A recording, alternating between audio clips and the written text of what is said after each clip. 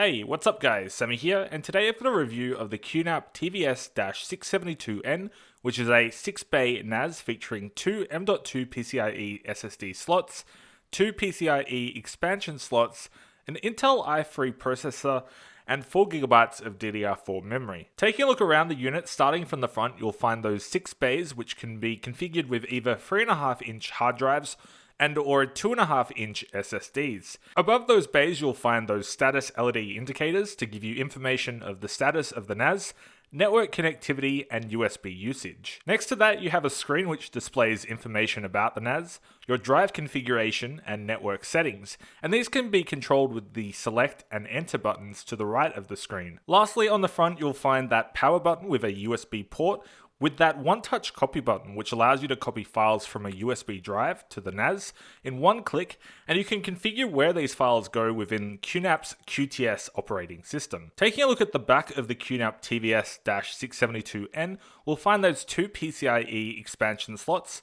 With these, you could install something, for example, a 10GB Ethernet card, an SFP Plus card, or even a GPU.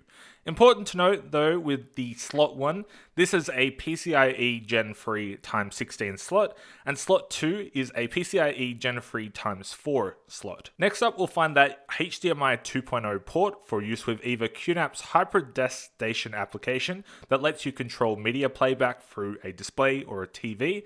You can also use it to directly display a virtualized operating system. You'll also find a 5GB Ethernet RJ45 port, two USB Type-C 3.1 Gen 2, and two USB Type-A 3.1 Gen 2 ports, rated for 10 gigabits per second each, two gigabit RJ45 ports, a microphone port, an AUX port, a Kensington lock, and finally your power input. Installation of the PCIe M.2 SSDs and PCIe expansion cards is pretty straightforward.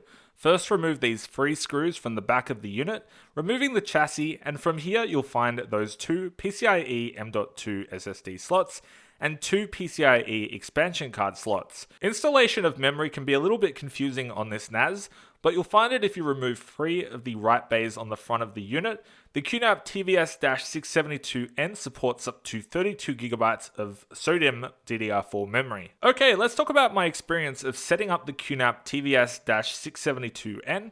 After everything was plugged in and the NAS was switched on, I was able to connect directly to the NAS. You can either use QNAP's QFinder Pro application, but in this case I used the front display and figured out what the IP address of the NAS was that I needed to use to connect to. After setup was complete, the next step was to set up my storage configuration.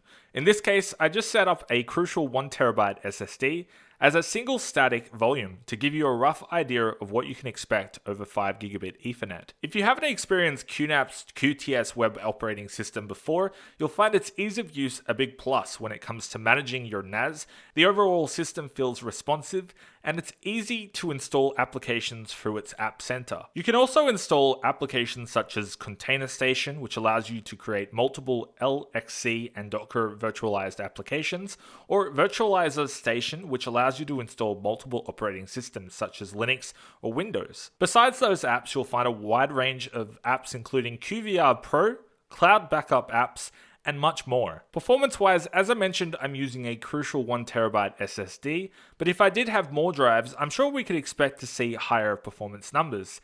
In any case, as a basic transfer file test, I was able to sustain 450 to 500 megabytes per second to and from the NAS through 5GB Ethernet. Something I did test out was performance with a Plex Media server installed on the NAS, where I was able to playback/transcode a 4K HDR movie, and scrubbing through the movie was quick, where I only saw about 20% CPU usage.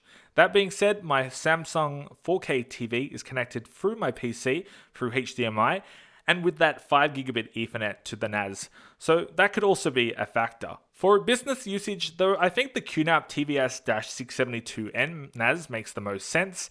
In terms of the unit and noise, I didn't find the unit to be really loud when in usage. The only time it will make noise is if it's a really hot day and you don't already have air conditioning going. The only other noise that you might hear is noise from spinning hard drives. That being said, at the end of the day, this NAS is priced competitively with some of the other offerings on the market, and I think if you're looking for a storage server for your business, then the QNAP TVS-672N might be a good option. But that's going to wrap it up for my review of the QNAP TVS-672N. A special thanks to QNAP for providing this to the channel for review. Please note all the opinions stated in this video are my own, and nobody saw the video before it was published. Anyways, hope you guys have an awesome day, and I'll catch you in the next one. Peace.